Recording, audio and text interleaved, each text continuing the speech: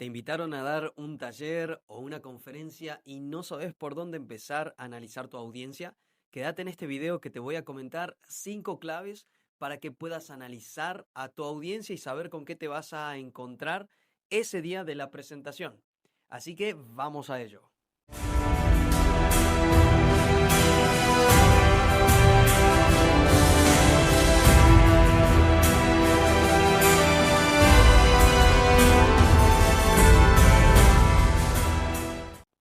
Me acuerdo que esto lo aprendí a hacer hace bastante tiempo y te puedo asegurar que es un recurso fantástico cuando te invitan a dar algún taller o una conferencia en algún lugar y no sabes por dónde empezar a planificar tu disertación.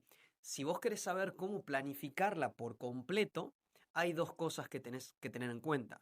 Una es qué audiencia vas a tener al frente y la otra es propiamente el discurso, cómo lo vas a dar, cuáles van a ser los ejemplos y todo eso. Esta parte de cómo vas a dar el discurso y tu estructura, por supuesto que lo tenés en mis cursos de oratoria o en mi libro Cómo conquistar al público, donde lo enseño de inicio a fin con todos los detalles. Sin embargo, el tema del que te voy a hablar también lo menciono en el libro, pero creo que es importante dejar un video para poder contarlo con un poquito más de detalle. A propósito, me van a tener que disculpar, tengo los pañuelitos acá cerca porque estuve muy enfermo hace un par de días, así que si me escuchan la voz un poco rara, puede ser por eso. Continuemos. ¿Qué te vas a preguntar acerca de tu audiencia? Vamos con el punto número 1. ¿Cuál es la edad promedio de las personas que van a asistir? Cuando voy a dar un curso de oratoria siempre envío un formulario donde me aparecen, o la persona tiene que completar y poner su edad. No es un dato menor, dado que la edad es fundamental para encarar algunos ejemplos o para utilizar el vocabulario más acorde a tu audiencia. Todos nosotros tenemos un estilo de comunicación determinado, pero es necesario a veces adaptarse un poquito a la audiencia en ciertos ejemplos o en cierto vocabulario. Te voy a poner un ejemplo muy práctico. Supongamos que vas a dar una charla frente a un grupo de octogenarios, personas de 80 años o más. Y probablemente si vos decís, no sé, en un storytelling, cuando era chiquito, conocí a una niña y era mi crush, y raramente las personas van a entender qué es ese término. No es el único ejemplo que te puedo dar, sino que hay algunos otros que vas a tener que tener en cuenta. Si es, por ejemplo, un grupo de más avanzada edad, ellos van a preferir un tipo de vocabulario tal vez más serio, no sin humor, pero sí un poquito más serio, y términos que realmente se comprendan para personas de su edad. La edad es un factor importante a la hora de comunicar, por eso lo dejo como primer punto en este video. Como segundo punto, ¿cuál es el nivel de conocimiento que tienen acerca del tema? Tal vez no sea conocimiento técnico, pero puede ser la experiencia también. Supongamos que yo voy a dar una charla de oratoria a estudiantes universitarios que están en su primer año y tienen que prepararse para su primer examen en la universidad. Me pasó hace un par de semanas que fui a la Universidad Nacional de Salta a realizar una conferencia de este tipo. En ese caso, la mayoría no tenía la experiencia necesaria para hablar en público y de hecho muchos de ellos no sabían cómo hacerlo, no sabían ni siquiera cómo empezar.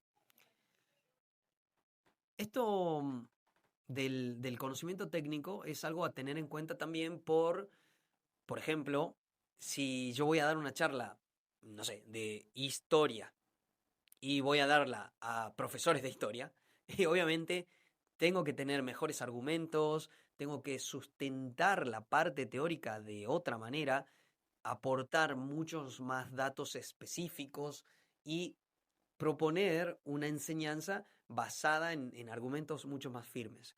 Todo eso te vas a ir dando cuenta dependiendo también cuál es el nivel educativo o de formación técnica en el asunto que vas a tratar. Como punto número 3, son los roles profesionales. Con roles profesionales me refiero a cuáles son las funciones diarias que desempeñan estas personas. Por ejemplo, no es lo mismo dar una charla de, no sé, vamos a poner un ejemplo que no sea oratoria. Supongamos que vas a hablar sobre negociación, negociación uno a uno y persuasión. No es lo mismo dar esta charla frente a un grupo de gerentes de multinacionales que darlo a un grupo de, vamos a decir, administrativos que tienen un interés en el tema o los están mandando a tomar el taller porque sí. Van a ser distintos también los ejemplos, ahí vas a tener que jugar un poco más con algunos storytelling, con un personaje principal que sea parecido a la audiencia, que pueda empatizar con ellos. Bueno, varias cosas que explico también en mi libro de manera más específica. Pero tener en cuenta cuál es la profesión diaria de las personas sí es un punto importante para practicar, o mejor dicho, para preparar tu discurso. Como cuarto punto, este me encanta, que es la situación emocional que va a tener el grupo en general. La situación emocional o el estado emocional es algo que, aunque no lo creas, es medianamente esperable. Te pongo un ejemplo. Hace unos días estuve dando charlas y distintos talleres a grupos de fuerzas de seguridad, acá en mi ciudad natal, que es la ciudad de Salta, en Argentina, y, perdón, y yo sabía que el estado emocional de esas personas iba a ser un estado de aburrimiento o resistencia porque no querían estar, muchos de ellos no querían estar en la capacitación. Es entendible porque simplemente los enviaron a la capacitación. Les dieron la orden, vaya a la capacitación, punto, se terminó, tiene que ir y cumplir el horario. Y la mayoría, por lo que pude percibir al inicio, estaban en ese estado emocional. Otro ejemplo que me pasó, una vez fui a dar una charla, un taller de oratoria política a un grupo de jóvenes que justo habían tenido un evento previamente donde comieron asado y tomaron un poco y qué sé yo. Y cuando llegaron al taller, por supuesto, estaban muy cansados, no aburridos, pero muy cansados. ¿Viste cuando terminás de comer, cómo te sentís? Bueno, ese era el estado en el que estaban estas personas y es perfectamente entendible también. Todo eso te va a llevar a proponer distintas actividades y distintas maneras de abordar la temática que vas a proponer. Por ejemplo, si sabes que su estado emocional va a ser bajo, vas a tener que ganártelos primero con algunas interacciones, romper el hielo, un poco de humor y tal vez alguna actividad sencilla que les implique, o mejor dicho, que les permita implicarse en la enseñanza. Todo eso vas a ir sacando ciertas conclusiones al respecto. Y el punto número 5 y el último que vamos a ver al menos hoy es cuál es el vínculo que hay entre ellos. Las personas que están ahí se conocen, tienen vínculos afectivos, son de un mismo grupo, no se conocen, son de un grupo específico, hay jerarquías entre ellos, hay jefes, subordinados, está el gerente y también sus empleados, están participando todos los jefes, son todos paralelos en el organigrama. Todo eso también te va a decir cómo vas a encarar las actividades, cómo vas a dividir los grupos y todo eso es fundamental que lo puedas tener en cuenta antes. Por ejemplo, cuando voy a dar estas charlas a las Fuerzas Armadas me encanta porque una vez que entran en el tema, rompimos el hielo y están todos reprendidos, re espectacular, bien espectacular la charla, el taller, y de repente digo, bueno, el más moderno que pasa adelante y más moderno en la fuerza quiere decir el que tiene menos tiempo en la fuerza, justamente, o el que tiene menor jerarquía, mejor dicho. Y todos empiezan a reír y dicen quién es el más moderno y se dan vuelta y señalan y hacen. Y después digo, listo, el más antiguo pasa al frente y da el ejemplo. Claro, más antiguo vendría a ser el de mayor jerarquía.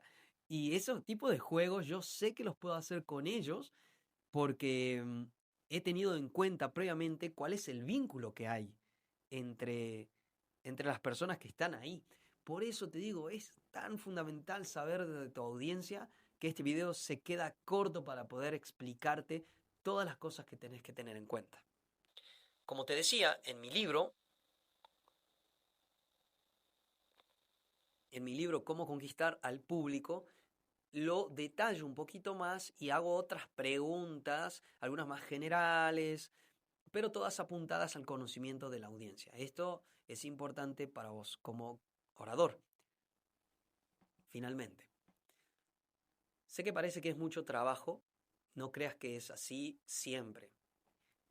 Créeme que cuando yo veo un grupo, tengo previa información que no es demasiada, a veces me llaman, che, ¿podés venirte mañana a dar un taller? Y yo voy sin información, pero apenas los veo, ya sé por su lenguaje corporal, por cómo me miran, por la validación que tienen o no, por las reacciones a mis comentarios, rápidamente me doy cuenta con quién estoy jugando ese juego y quién está al frente mío.